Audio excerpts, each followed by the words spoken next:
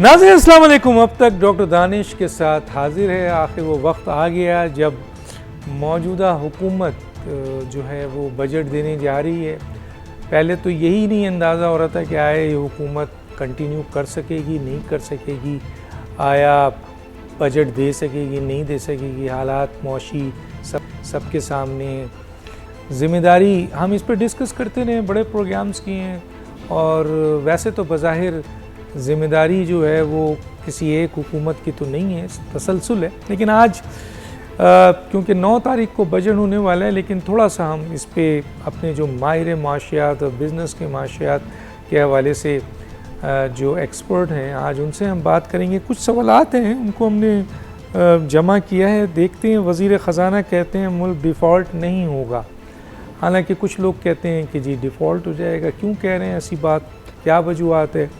IMF से मुआहदा अगर नहीं हुआ तो कहते हैं कि डिफ़ॉल्ट कर जाएगा। IMF की कंडीशन इस वक्त क्या है, कहाँ पे है? क्योंकि बज़ाहिर तो वज़ीर ख़ज़ाना कह रहे हैं कि हम IMF की तमाम शराइत मान चुके हैं। तो क्या वजूहत है कि फिर IMF जो मौजूदा हुकूमत के साथ एग्रीमेंट नहीं कर रहा है, या कोई सब एग्रीमेंट हो गया है, फुल एग्रीमेंट नहीं कर रहा है? ये भी हम मालूम करेंगे। और IMF के मुआहदा अगर नहीं हो जो भी है तो उसके बगैर बजट जो दे रहे हैं ये 2023-2024, क्या मुश्किलात उसमें होंगी? ज़ाहिर है मुश्किलात तो आएंगी, उसको किस चैलेंजेस को कैसे ये कर सकेंगे, ये हमारे जो 2 एक्सपर्ट बैठे हुए ये बताएंगे। ज़र मुबादला के ज़खायर तो काफ़ी कम हो चुके हैं, लेकिन हमने सुना था कि जी इसमें इजाफ़ा हुआ है, कुछ दोस्त ममालिक ने इसमें इजाफ़ा किया है। तो कहाँ कंडीशन से ये भी रखेंगे। ताजिर और अवाम पहले ही टैक्स के बोझ दबे हुए हैं, क्या मज़ीद बोझ डाला जाएगा जो आने वाला है? क्या ये बजट जो है वो, क्योंकि इसके बाद हुकूमत की आपके इलेक्शन में जाना है इस हुकूमत, तो ये अक्टूबर में कहा जा रहा है इलेक्शन है, तो क्या ये बजट ऐसा तो नहीं देंगे जिसकी बुनियाद पर इनके लिए बड़ा मुश्किलात हो जाए?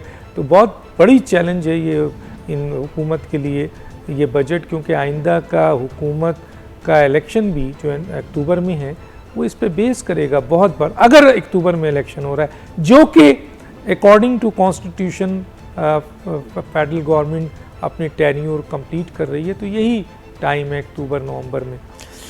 मौजूदा शरह अफरात ज़र बहुत संगीन मसला बन गया, हम कहाँ खड़े हुए हैं? डिस्काउंट रेट 21% तक लाने से मईशत में बेहतरी आएगी नहीं आएगी? कर्ज़ के हालात क्या हैं? क्या मईशत की मजमूई हजम में कमी वाक़या हो चुकी है? जो इदारे मुल्की मईशत पे बोझ हैं हम उनको क्यों नहीं बेल आउट करते हैं, यानी प्राइवेटाइजेशन करते हैं? मईशत को अभी तक मुकम्मल तौर पर दस्तावेज़ात नहीं शायद बनाया गया, उस पर भी बात कर लेंगे। मौजूदा मुआशी बहरान से कैसे निपटा जाएगा? आवाम की बढ़ती मुश्किलात कैसे कम होंगी? और एक आखिरी में जो बड़ा पैटर्न जुमला है हर दौर में किया जाता है कि ये बजट आवाम दोस्त होगा या आवाम दुश्मन होगा, ये गरीब आवाम के लिए होगा या उमरा के लिए होगा? इस पर बात करेंगे। 2 अहम मेहमान हैं। आइए डॉक्टर शाहिद हसन सिद्दीकी साहब, माहिर मईशत, आपका बहुत शुक्रिया सर, आपने हमें ज्वाइन किया। और हमारे साथ स्टूडियो में हैं मियाँ जाहिद साहब, मुमताज़ बिजनेसमैन, सदर Pakistan business man intellectual forum. ये बड़ा ज़बरदस्त फोरम है इंटेलेक्चुअल फोरम, और आपको पता है इंटेलेक्चुअल का लफ्ज़ आता है तो कितनी बड़ी चीज़ हो जाती है, ये बड़ी अच्छी बात है। आपका बहुत शुक्रिया सर, आपने ज्वाइन किया। मैं डॉक्टर शाहिद हसन साहब की तरफ आता हूँ। जी डॉक्टर शाहिद हसन साहब, 9 तारीख को मौजूदा हुकूमत बजट देने जा रही है। IMF कहाँ खड़ा है, हुकूमत कहाँ खड़ी है, क्या सूरत हाल है? IMF के बग़ैर बजट दे रही है, IMF आ जाएगी या उससे कोई मुआहदा हो गया, या इनके पास क्या इतनी ख़तीर रकम है, या बजट बेहतर देने की इनके पास सलाहियत है, या टैक्सेस बड़े ज़ोरदार लगेंगे? किस तरह का बजट होगा 9 का? हुकूमत को आगे चल के फिर बाद में सलूशन करूँगा, इस वक्त तो चैलेंजेस की बात मैं आपसे कर रहा हूँ। जी बहुत शुक्रिया। इंशाअल्लाह 9 जून को हुकूमत बजट पेश करेगी और अगले माली साल में पाकिस्तान का IMF के साथ बड़ी रकम का 3 साल की मुद्दत का मुआहदा होगा। लेकिन जो तरीक़ाकार है वो ये है कि बजट में एस्टिमेट्स यानी तखमीने होते हैं कि अगले साल इतनी हम टैक्सों की वसूली होगी। इसी तरह से इसमें दिखाएंगे अगले माली साल में हमें IMF से इतनी रकम मिलेगी, वर्ल्ड बैंक से इतनी मिलेगी, एशियन डेवलपमेंट बैंक से इतनी मिलेगी, बॉन्ड से इतनी मिलेगी।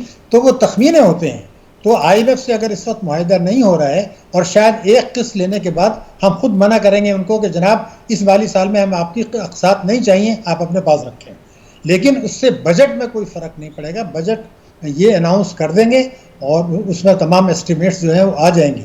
लेकिन मसला जो आएगा वही आएगा कि 2 सूबों में जो हुकूमतें नहीं हैं इस वक्त इलेक्टेड, तो वो अगर 4 महीने का बजट देती हैं तो वो फिर हम चूँकि बजट में लिखते हैं कि सूबे इतने फाजिल रकम देंगे जो पाकिस्तान में होता है, वो शायद अब के जो है वो मज़ीद मुश्किलात का शिकार होगी कि कितनी रकम रखें। और आखिरी बात इसमें यह है कि बजट में जो आदाद व शुमार दिए जाते हैं उसका हकीकत से कोई ताल्लुक नहीं हुआ करता। तो वो मैं इसलिए आपको बता रहा हूँ मुख्तसरन कि अगर पिछले बजट में कहा गया था कि महंगाई 11.5% होगी, वो जून में बजट आया था और जून में 21% महंगाई थी उसी वक्त, तो अब 38 हो गई। लेकिन जब 11.5 कह रहे थे तो उस वक्त 21 थी। फिर मईशत की शरह नमो उन्होंने कहा था 5% होगी, अब वो कहते हैं 0.3 होगी, मैं कहता हूँ -2.5 होगी। बजट खसारा उन्होंने कहा था 4.9% होगा, अब ये 7% से तजावुज़ कर गया, रुपए की कदर भी इसी तरह से बेतहाशा गिर गई। तो ये तो एक एस्टिमेट्स होते हैं, लेकिन पाकिस्तान में जो है वो कोई ताल्लुक उसका बहुत ज़्यादा हक़ाइक़ से नहीं होता। वो बिल्कुल उसके बाद मिनी बजट भी आता है, उसके बाद IMF की शराइत भी आ जाती हैं, उसके बाद डॉलर में रुपीज़ में कोई झटका लगता है तो फिर एक तब्दीली आ जाती है। लेकिन बजट अल्हम्दुलिल्लाह पेश कर देंगे और वो पास भी हो जाएगा। ठीक है सर, ये तो आपने मुझे एक सरसरी सी बात बताई है जो कि सामने आ गया। मुझे तो ये बताएं कि मौजूदा हुकूमत जो ये बजट पेश करने जा रही है, तो ये क्या IMF से इनका मुआहिदा नहीं हुआ है तो किस किस्म की मुश्किलात इनको पेश आएगी? क्या कोई दोस्त ममालिक ने इनको सपोर्ट कर दिया है? क्या इनके रिज़र्व का क्या हाल है? कहाँ खड़ी है हुकूमत? किस किस्म का बजट दिया जा सकता है? इस पर थोड़ा सा तब हमारी तवज्जो आवाम जो सुनना चाहती है आपसे वो बताएं। देखिए, पहली बात तो ये कि हमारे रिजर्व जो हैं वो 4.1 अरब डॉलर हैं और हमें शायद एक किस्त मिल जाएगी 1 अरब डॉलर की, बाकी हम मना कर देंगे। तो अगले माली साल में जब हम आपके पास जाएंगे तो चंद महीने तक हमारे पास कोई बड़ा मसला नहीं है, हम उसको इम्पोर्ट्स को कंट्रोल करके संभाल लेंगे। और अगर वक्त पड़ी तो हमारा एक ही दोस्त है जो मदद करता है, वो किसी हालत में नहीं चाहता कि पाकिस्तान डिफ़ॉल्ट करे, और वो है चीन। वो हमें मदद कर देगा, वो बड़ा मसला नहीं है। मसला जो आएगा वो मैं आपको बता दूँ, मसला ये आएगा कि IMF को हमने बता दिया है कि जी ये बजट हमारी तजावीज़ ये हैं, और हमारे जो वज़ीर मुमलकत बड़ा ख़जाना है उन्होंने कहा था कि इस बजट में हम आवाम को बड़ा रिलीफ देंगे, और उसकी वजाहत भी उन्होंने कर दी। और उन्होंने ये कहा कि बड़ा रिलीफ का मतलब ये है कि हम बजट खसारा को कम करेंगे, और जब बजट खसारा कम होगा तो कर्जे भी कम लिए जाएंगे तो महंगाई कम हो जाएगी। इसको वो रिलीफ कह रहे हैं। लेकिन बजट खसारे को कम करने के ऐसे और भी तरीके हैं पाकिस्तान में, और वो ये होते हैं कि सूबों को जो रकूम दी गई उसको कहते हैं आप खर्च मत करें, फाजिल दे दें।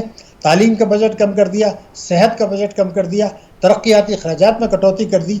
इसका मतलब ये है कि अगले माली साल में आवाम को तकरीर के अलावा कोई बड़ा रिलीफ नहीं मिलेगा, लेकिन यकीनन कुछ ना कुछ रिलीफ देंगे।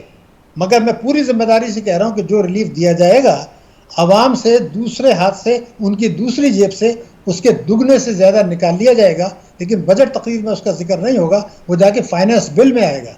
क्योंकि GST 18% रहना है, वो तो हम IMF से मुआहदा कर चुके हैं, वो रहेगा 18% GST रहेगा। और रुपए की कदर में अभी दबाव आना शुरू हो गया है। आज खुली मंडी में 307 रुपये का है डॉलर।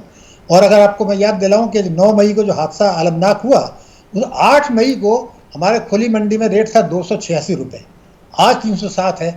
तो इसका मतलब ये कि ऑलरेडी 21 रुपये गिर चुका है खुली मंडी में, उसका भी असर आएगा। दूसरी बात ये थी कि आलमी मंडी में तेल की कीमतें कम हुई थी, मगर आज सऊदी अरब ने कुछ स्टेप्स लिए हैं, तो ये खदशा है कि वो रकम जो है वो कुछ ना कुछ आलमी मंडी में कीमतें बढ़ सकती हैं। मगर सबसे अहम बात ये, सबसे अहम बात जिसका तस्करा बहुत ज़रूरी है कि इस साल हुकूमत ने इम्पोर्ट्स में 21 अरब डॉलर की कमी की, 21 अरब डॉलर की कमी कर दी।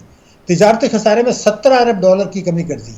उसके बाद करंट अकाउंट डेफिसिट में जो है 10.3 अरब डॉलर की कमी कर दी। उससे हमारी मईशत की शरह नमू -2.5 हो गई। अब अगर आपको थोड़ी बहुत तरक्की दिखानी है तो आपको इम्पोर्ट्स बढ़ानी पड़ेंगी, तिजारती खसारा को बढ़ाना पड़ेगा, क्योंकि उसकी वजह यह है कि हमारी बरामदात तो कोई बहुत ज़्यादा बढ़ेंगी नहीं। मैं बरामदात नहीं बढ़ेंगी उसकी मैं आपको वजह बता दूँ। 2014 में, बहुत अहम बात है, 2014 में पाकिस्तान में जो बरामदात थी वो थी 25 अरब डॉलर, और हमारा डॉलर रुपये था 98 रुपीज़। इस दौरान में तमाम हुकूमतें कहते रही हमने बड़े मौजज़े दिखाए बरामदात में, इस साल हमारी बरामदात होंगी 27 अरब डॉलर, यानी 2 अरब डॉलर बढ़े। कब? जबकि रुपए की कदर उस वक्त 98 थी, आज 285 है। अभी हुकूमत ने बताया कि पिछले 3 साल में बरामद कुनंदगान ने रुपए की कदर गिराने से 1500 अरब रुपए कमा लिया, लेकिन 2014 से अब तक दूसरे मुल्कों में दुगनी से ज़्यादा एक्सपोर्ट हो गई। इसका मतलब ये कि हमारे यहाँ जो मसले हैं वो मैं आपको बता दूं। एक तो ये कि हमारी जो इम्पोर्ट्स हैं वो हमारी एक्सपोर्ट से दुगने से ज़्यादा हैं, और ये मामूली काम नहीं होगा कि इसको चेंज करना। जब तक हमारी इम्पोर्ट्स और एक्सपोर्ट बराबर नहीं होंगी हमारी मईशत बेहतर नहीं हो सकती। नंबर एक, ये तो कानून है। दूसरा बहुत अहम बात यह कि सरमाए का फरार। आज की तारीख में इस्लामी जमहूरिया पाकिस्तान में कोई भी आदमी चोरी का पैसा, रिश्वत का पैसा, हुंडे कैसा भी पैसा है, उसको मार्केट से डॉलर खरीद के और उसको फॉरेन करेंसी अकाउंट में जमा करके उस पैसे को बाहर भेज सकता है और भेज रहा है। मेरे पास जो फिगर्स हैं वो ये है कि पिछले 30 साल में 175 अरब डॉलर इस तरीके से बाहर चला गया। हमने जाने दिया कानून से, लेकिन जबकि मेरे मुल्क पे आज जो कर्जे हैं वो टोटल 126 अरब डॉलर है और 175 अरब डॉलर हमने जाने दिया। तो मेरा कहना यह था कि आज अगर ये कानून नहीं बनाते आज की तारीख में कि आप तालीम के लिए फीस भेजनी है, इलाज मुआवजे के लिए पैसा भेजना है, उसके अलावा कोई पैसा मार्केट से डॉलर खरीद के नहीं जाएगा। अगर हुकूमत में हिम्मत है और वो ये फैसला नहीं करती तो फिर ये सरमाया का फरार होता रहेगा। तो एक बात मैं आपको और बता दूं।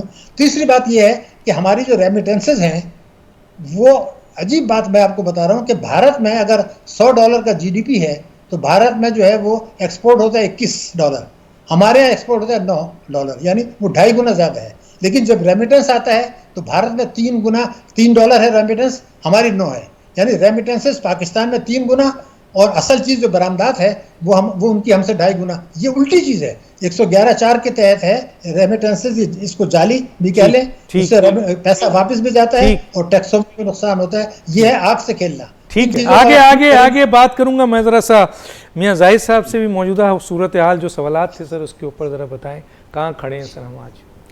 देखिए, बात यह है कि इस वक्त जो पाकिस्तान की इकनॉमिक कंडीशंस हैं तो अगर आप रोज़ देख ही रहे हैं, तकरीबन गवर्नमेंट के तमाम टारगेट्स जो हैं वो पूरे नहीं हुए और वो फेल है टारगेट्स के हवाले से। महंगाई की जो है, जैसे अभी 12% का उन्होंने कहा था कि इस साल हम 12% रखेंगे, वो 12 की बजाय 38% पे महंगाई चली गई है। अच्छा, बैंक मार्कअप जो है वो 21% कहने को है, मगर उसके ऊपर जब आप 3 से 4% बैंक का स्प्रेड लगाते हैं तो 24-25% हो जाता है। जितनी आपकी ऑटोमोबाइल इंडस्ट्री है वो तमाम बंद है, इसलिए कि उनके पास उनके जो स्पेयर पार्ट्स हैं और उनकी किट्स जो हैं वो इंपोर्ट नहीं कर सकते।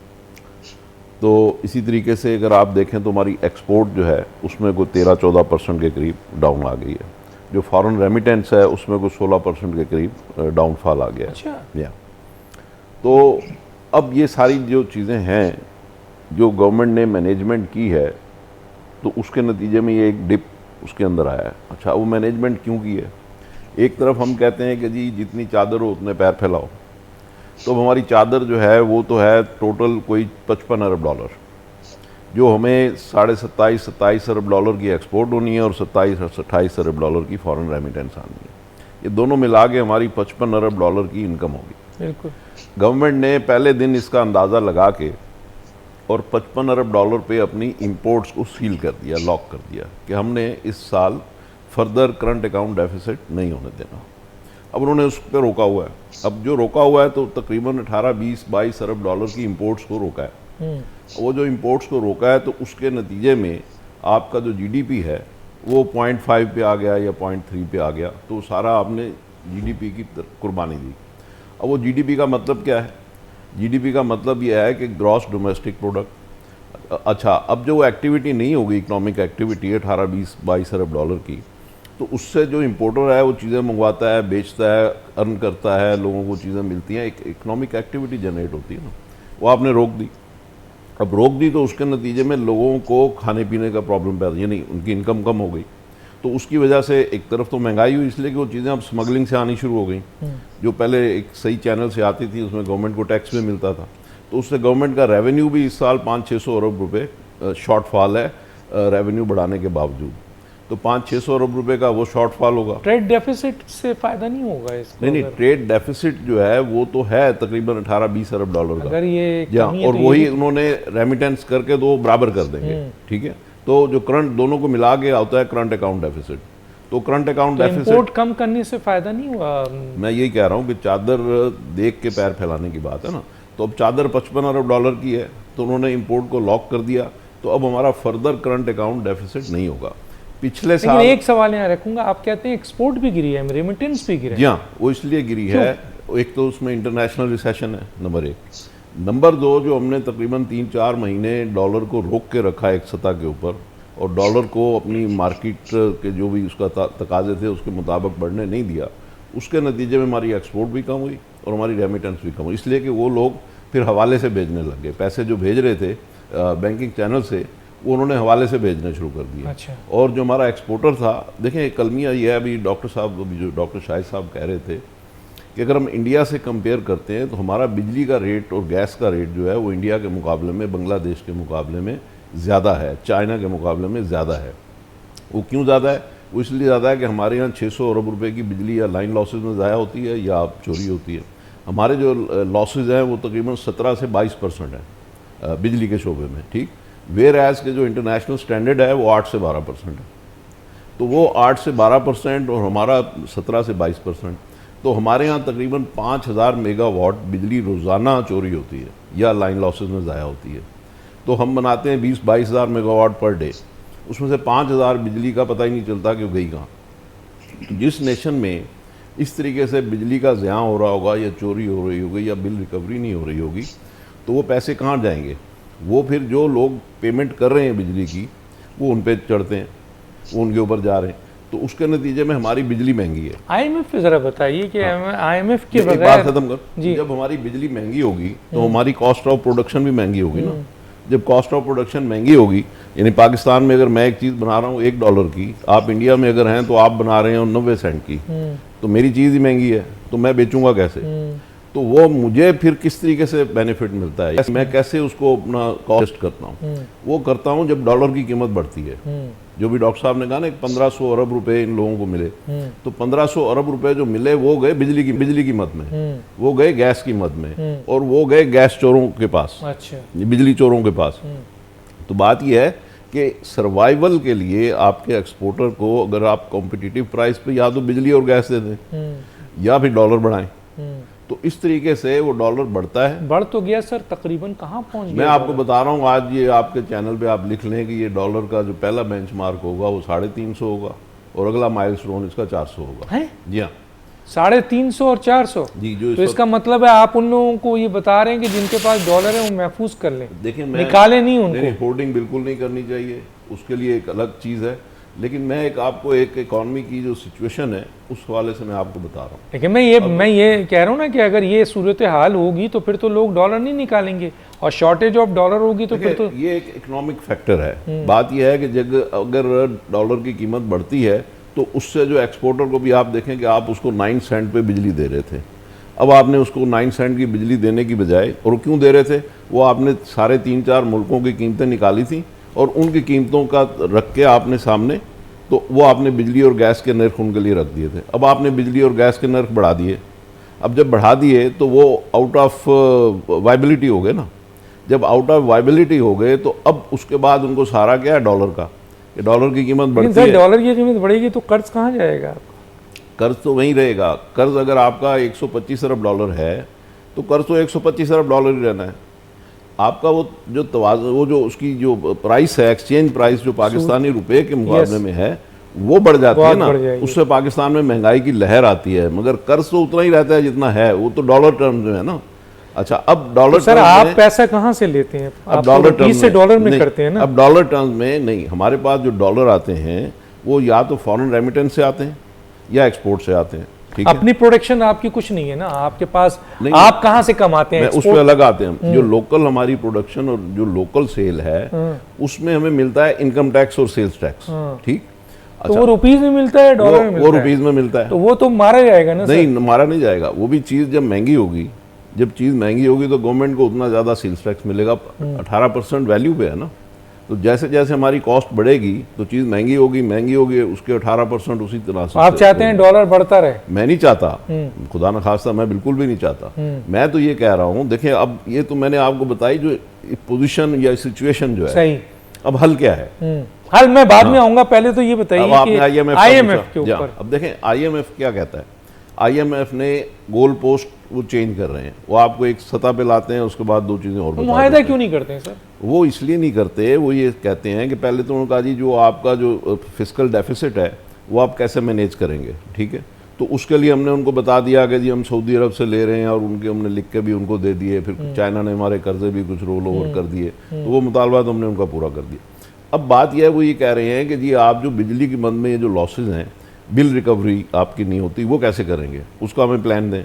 इसी तरीके से हमको 800 अरब रुपया जो है, तो इनके पास कोई प्लान नहीं है?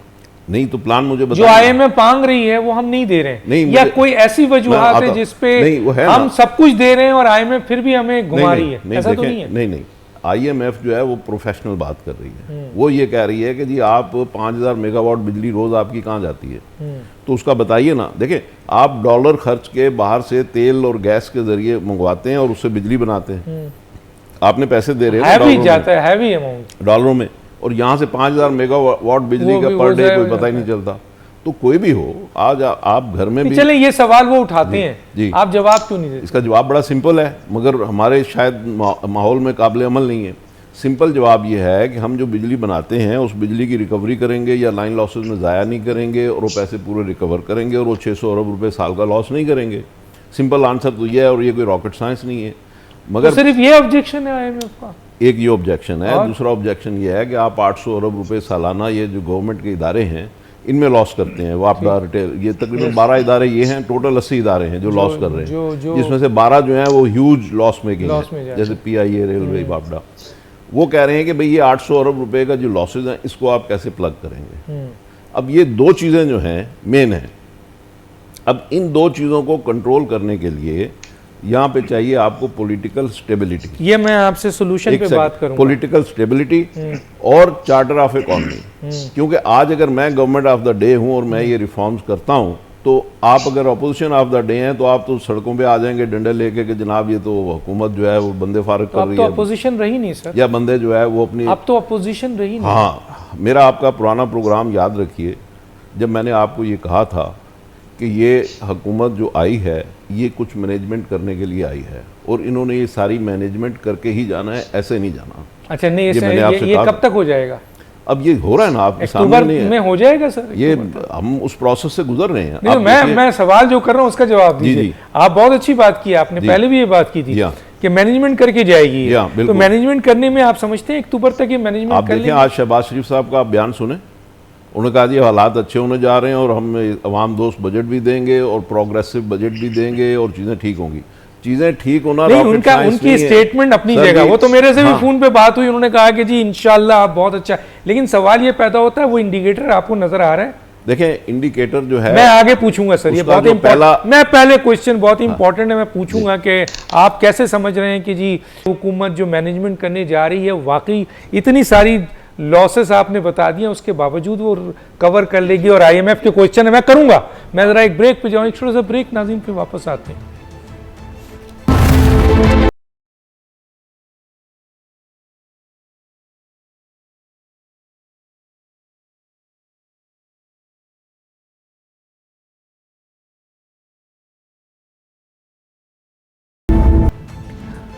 Welcome back sir. आपने जनाब मियां जाहिद साहब की बात सुनी IMF के हवाले से, आप क्या समझते हैं सर IMF क्यों नहीं मुआहदा कर रहा है? ये बात लोग पूछना चाह रहे हैं, समझना चाह रहे हैं।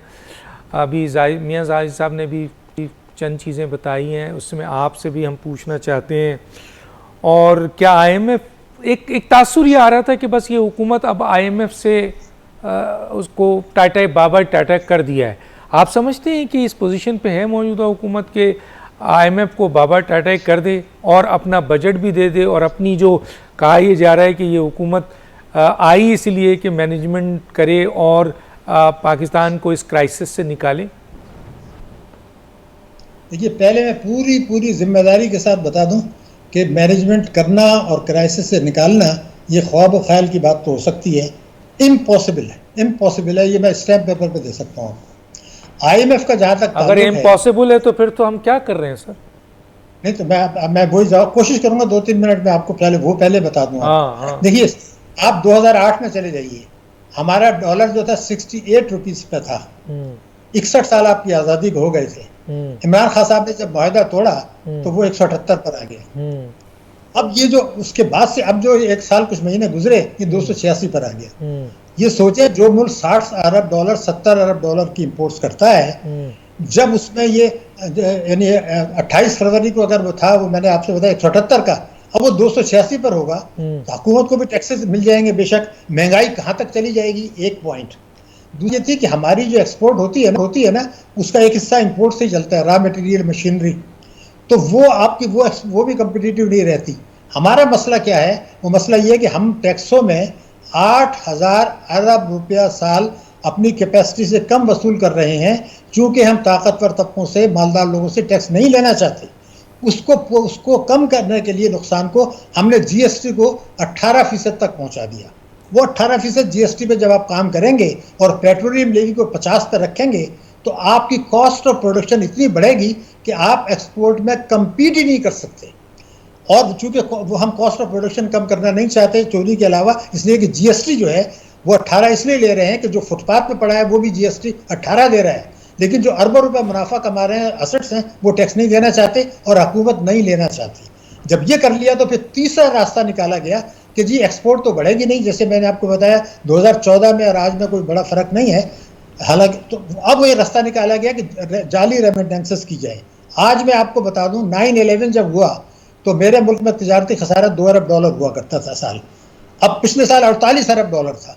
अब थोड़ा बहुत आप कम कर लेंगे, लेकिन अब जो फार्मूला बनाया गया है कि आप export plus remittances is equal to imports, ये आग से खेलना है। एक तो ये कि दोनों मिला के भी इंपोर्ट्स पूरी नहीं होंगी, नंबर एक। एक्सपोर्ट आप बढ़ा नहीं सकते, तो अब हमने क्या रास्ता निकाला कि जी आप जो है वो 111 सबसेक्शन 4 के तहत कारकुनों की तरसीलात बनाएं।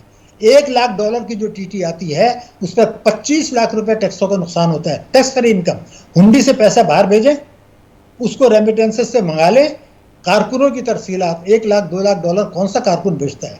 4 वर्षों में 105 अरब डॉलर की रेमिटेंसेज आ गई। अब कोई पूछा कि वो 105 अरब डॉलर का इम्पैक्ट तो कहीं नजर नहीं आ रहा मुझे, कहाँ है वो? ना कोई ग्रोथ है ना कुछ है। तो ये जो खेल शुरू किया है हमने कि रेमिटेंसेस को बढ़ाएं और इंपोर्ट्स को, एक्सपोर्ट को जो है वो ना करें, उसका सबूत ये है। मैंने एक और बात कही थी, जाहिद साहब ने उसकी तरफ तवज्जो नहीं दी, कि 100 डॉलर की GDP है तो भारत में रेमिटेंस आती है 3 डॉलर की, मेरे मुल्क में 9 डॉलर की आती है। तो एक्सपोर्ट में तो हम उनके से, वो हमसे 2.5 गुना आगे। हमने यहाँ निकाल लिया रेमिटेंसेस, वो हम उनसे 3 गुना आगे। अब रेमिटेंसेस में एक तो महंगाई बढ़ती है, टैक्सों की आमदनी जो है आपको नहीं मिलती, और वो पैसा बाहर चला जाता है, न उससे रोजगार भी नहीं आता। फिर एक सरमाए का फरार मैंने आपको कहा था, उसकी तरफ तवज्जो नहीं दी कि आप कौन से कानून के तहत चोरी का पैसे से या जायज़ पैसे से डॉलर खरीद के फॉरेन करेंसी अकाउंट में जमा करें, बाहर भेज दें। क्यों? जिसमें अगर ये आप पाबंदी नहीं लगा सकते, 1 अरब डॉलर की किस्त के लिए तो हम नाक रगड़ रहे हैं। अभी सुप्रीम कोर्ट को बताया गया था कि 1 साल में 15 अरब डॉलर लोगों ने बाहर भेज दिया फॉरेन करेंसी अकाउंट में, मार्केट से डॉलर खरीद के। मैं ये पूछना चाहता हूं कि अगर आपने अशराफिया की मईशत नहीं है तो ये कानून क्यों नहीं बनाते कि तालीम और सेहत के अलावा कोई पैसा नहीं जाएगा? इन हालात में ये बिल्कुल सोचना गलत होगा कि हम जो है वो कोई बेहतरी की तरफ जाएंगे। क्यों? मैं आपको बता दूं, 2024 में हमने 25 अरब डॉलर के बैरूनी कर्जे वापस करने हैं। IMF से चलिए आपको किस्त मिल जाएगी, मैं मानता हूँ।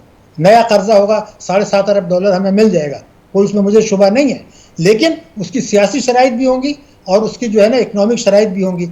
जब आप ये 25 अरब डॉलर पे करने के लिए आलमी बैंक से जो पैसा मिलेगा, एशियन डेवलपमेंट बैंक से मिलेगा, वो भी आप अदा नहीं कर सकते।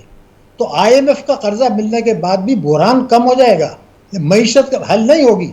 तो हम अमेरिका के पास जाएंगे कि जनाब आप मदद करें। चीन हमारी मदद नहीं कर पाएगा क्योंकि वो आलमी मालियाती निज़ाम में आ रहा है। अमेरिका उस वक्त आपके साथ सियासी शराइत लगाएगा, उसकी सियासी शराइत में आगे चल के खुदा न खास्ता जौहरी प्रोग्राम भी होगा और उसके में जो है दहशतगर्दी की वारदातें बढ़ाना भी होगा, जो 9/11 का मकसद था। वेलकम बैक जी जनाब मियां जाहिद साहब। डॉक्टर शाहिद हसन साहब ने तो बड़ी ख़तरनाक हालात बयान कर दिए हैं। क्या वाकई ऐसे हालात हैं या अल्लाह ताला करम करे, हम पर बड़ी मेहरबानियां भी होती हैं अल्लाह की, क्या कहेंगे? देखें जी, डॉक्टर साहब ने तो रोंगटे खड़े कर दिए हमारे जो सच्ची बात है, और माथे पे पसीने आ गए ये सारा डॉक्टर साहब का तजरिया सुन के। लेकिन बात यह है कि मारने वाले से बचाने वाला बड़ा होता है। बेशक। और आपने देख ली जो सिचुएशन पाकिस्तान ने, सारी दुनिया आपके पीछे थी कि आपने एटम बम नहीं बनाना, गलत तो नहीं? बिल्कुल। और उसके बावजूद आपने एटम बम बना लिया। हाँ, पैसे भी नहीं थे और टेक्नोलॉजी भी नहीं थी, प्रेशर था, सब कुछ था, ठीक, सारी दुनिया पीछे थी, फिर भी आपने एटम बम बना लिया। अब मैं कहता हूँ जी, सारी दुनिया फिर अगर आपके पीछे होगी कि आपका एटम बम हथियार लें किसी भी तरीके से, तो डोंट, मतलब फॉरगेट इट। डॉक्टर साहब ने खुद ही फरमाया कि जब तक हम नहीं चाहेंगे उस वक्त तक हम डिफॉल्ट नहीं करेंगे। तो मैं ये कह रहा हूँ कि जब तक हम नहीं चाहेंगे एटम बम को कुछ नहीं होने वाला, ठीक है, जब तक हमारी कौम नहीं चाहेगी, और ऐसा कुछ नहीं होने वाला। मैं अल्लाह ना करे, डॉक्टर साहब भी यही दुआ करते होंगे, डरा दिया डॉक्टर साहब ने। डॉक्टर साहब भी यही दुआ तो यही करते होंगे कि ऐसा कुछ ना हो। पाकिस्तान, अब बात यह, मैं आपसे गुजारिश करूँ कि देखें, इंडिया की रेमिटेंस जो है वो पाकिस्तान के मुकाबले में कम क्यों है? डॉक्टर साहब ने फरमाया कि उनकी एक्सपोर्ट हमसे 10 गुना 50 गुना ज़्यादा है, लेकिन रेमिटेंस उनकी हमसे दुनिया भर में 4 टाइम डाउन है। उसकी वजह यह है कि इंडियंस जो हैं वो वहाँ पे ऑड जॉब्स नहीं करते, वो वहाँ पे बड़ी बड़ी जॉब्स करते हैं और उनकी फैमिलीज वहाँ रहती हैं और उनका खाना पीना मरना जीना सब कुछ वहीं पे है। तो उनकी रेमिटेंस इसलिए कम है। अच्छा, हमारे यहाँ जो लोग हैं वो वर्कर क्लास के लोग जो हैं वो बाहर गए हुए हैं और उनकी सारी फैमिलियाँ, बीवी बच्चे, माँ बाप सब यहाँ रहते हैं, ठीक है, उनके बीवी बच्चे सब यहाँ रहते हैं, वो खुद अकेला बंदा गया हुआ होता है, उनकी फैमिलीज नहीं होती, इसलिए उन्होंने अपना पेट काट कर पैसे जो है पाकिस्तान भेजने ही होते हैं। तो ये इस वजह से पाकिस्तान का जो रेमिटेंस रेट है वो ज़्यादा है और इंडिया का कम है। एक चीज़ जो अभी डॉक्टर साहब ने फरमाई कि पता नहीं क्या, मुझे याद नहीं रहा, कि फॉरेन रेमिटेंस जो है वो हमारी और हमारी इंपोर्ट मिल के बराबर होती है। तो बात यह है कि मिल के एक्सपोर्ट, यानी हमारी एक्सपोर्ट जो है वो कम है और हमारी इंपोर्ट डबल है, यही डॉक्टर साहब ने फरमाया। तो बात यह है कि हमारी जो इंपोर्ट डबल है या ट्रिपल भी है समटाइम्स, तो उसकी बुनियादी वजह यह है कि हम 24 अरब डॉलर की एनर्जी इंपोर्ट करते हैं और हम 17 अरब डॉलर की एग्रीकल्चरल आइटम इंपोर्ट करते हैं। बेसिक यही है, बेसिक यही है। ये होते हैं 41 अरब डॉलर, सारा पैसा तो ये ले जाते हैं। अच्छा, 4 अरब डॉलर का हम पाम ऑयल मंगाते हैं, ये 17 के बीच में ही मैं बता रहा हूँ, अच्छा। ठीक है, हाँ, 17 अरब डॉलर जो एग्रीकल्चर आइटम है उसमें 4 अरब डॉलर का पाम ऑयल शामिल है, 1 अरब डॉलर की चाय शामिल है और 2 अरब डॉलर की कॉटन शामिल है। अच्छा, तोहमत हमारे ऊपर ये है कि हम एग्रीकल्चरल कंट्री हैं। अगर हम एग्रीकल्चरल कंट्री हैं और 17 अरब डॉलर हम बैरून मुल्क किसानों को देते हैं और उनसे चीज़ें मंगवाते हैं, तो 17 अरब डॉलर अपने किसानों को क्यों नहीं देते? बिल्कुल, वो पैसे अगर हम अपने किसानों, देखें ये मैनेजमेंट की चीज़ें हैं, सोल्यूशन पे आ रहा है ना वो। देखें, हमारे हल हमारे दरमियान मौजूद है, हमारा हल IMF के पास नहीं है। IMF भी हमें यही बातें कह रहा है, वो तो एक डॉक्टर है, वो कह रहा है कि बंदे तो पुत्र बनो, चीज़ें ठीक करो, ठीक, वो अपनी डाइट ठीक करो, लाइफस्टाइल ठीक करो, यही कह रहे हैं ना हमसे, और हमने ये चीज़ें करनी है, ठीक करेंगे तो, अगर करेंगे तो फिर मसला हल होगा। अब वो 17 अरब डॉलर जो है वो अगर हम पाकिस्तान में इन्वेस्ट कर दें, उसमें यानी कॉर्पोरेट फार्मिंग इंट्रोड्यूस करा दें और उसमें इन्वेस्ट कर दें, तो आप यकीन जानिए ऑटोमेटिकली आपकी एग्रीकल्चर ठीक हो जाएगी और आपके ये 17 अरब डॉलर बच भी जाएंगे और आप एक्सपोर्ट भी करने लगेंगे। ठीक है, 25 अरब का क्या होगा सर? ये हमारे, अच्छा, इसी तरीके से हम कोई 24 अरब डॉलर की एनर्जी इंपोर्ट करते हैं।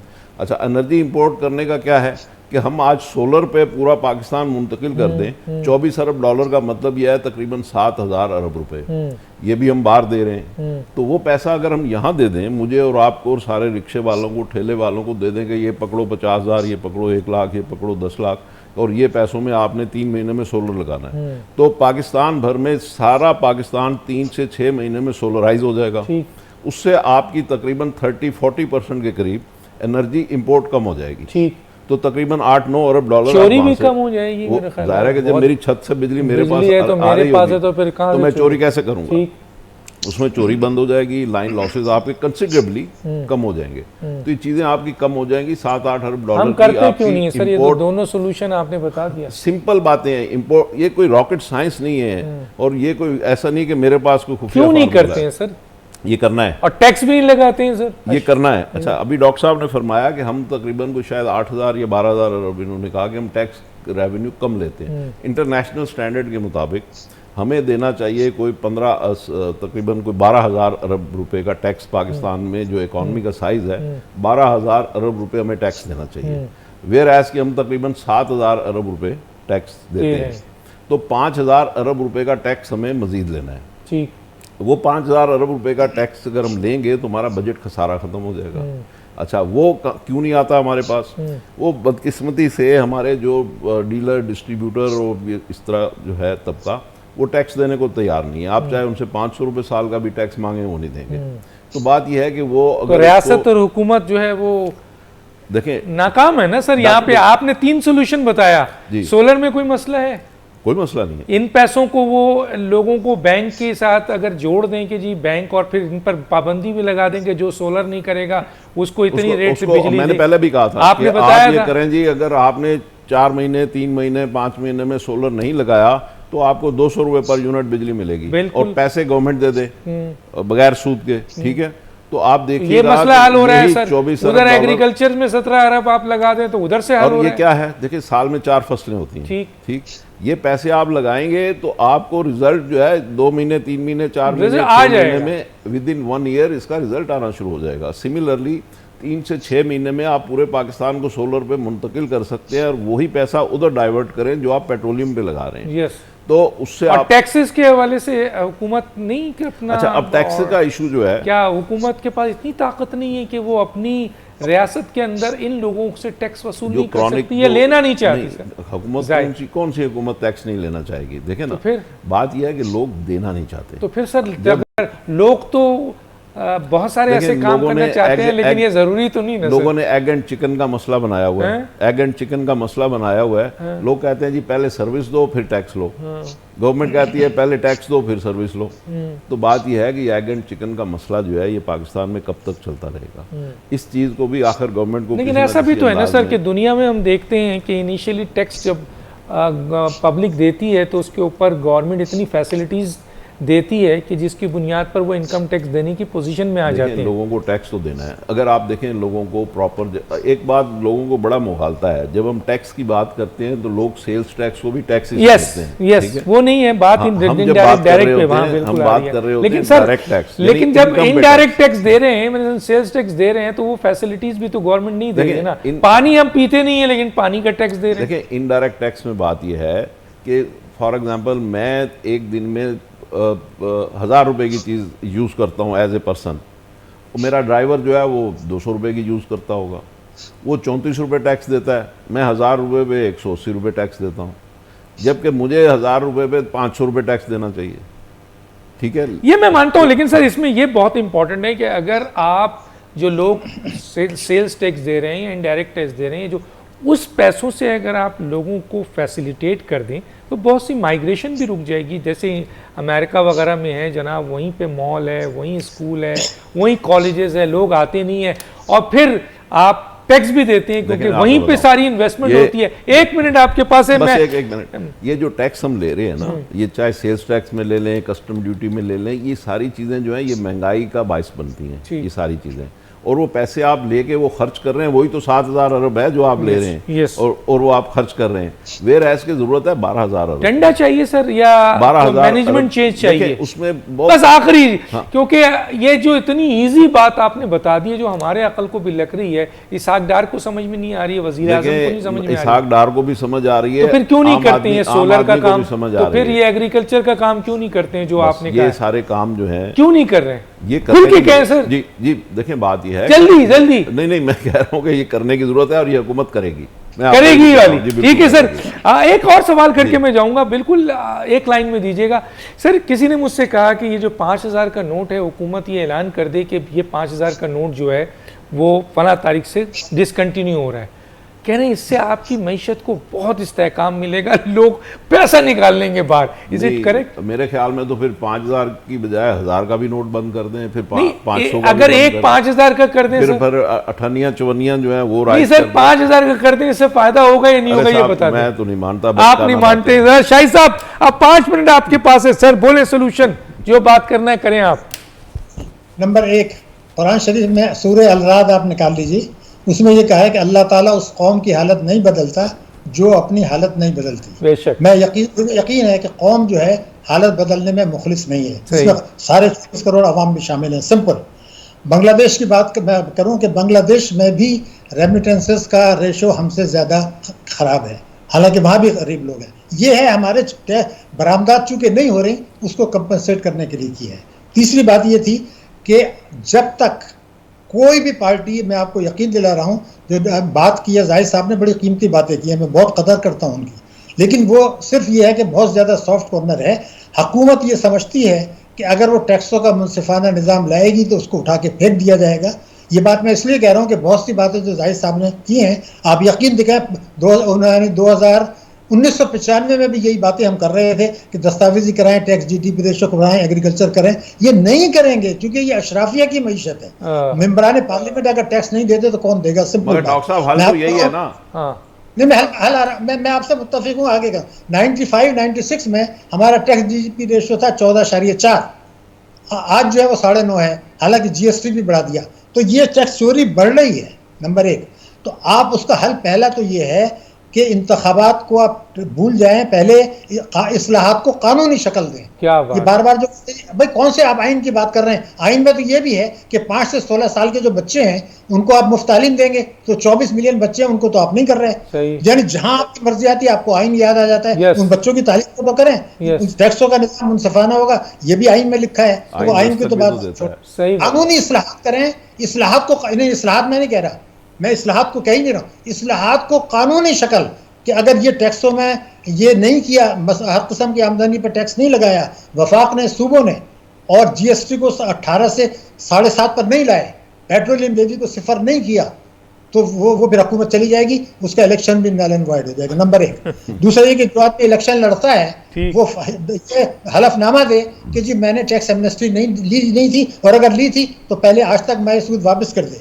अगर उसने कर्जे कराए हैं वो भी वापस करें मैं सूद, तब जाके ये ठीक हो। पहले तो वही चोरी बंद करें, नंबर एक।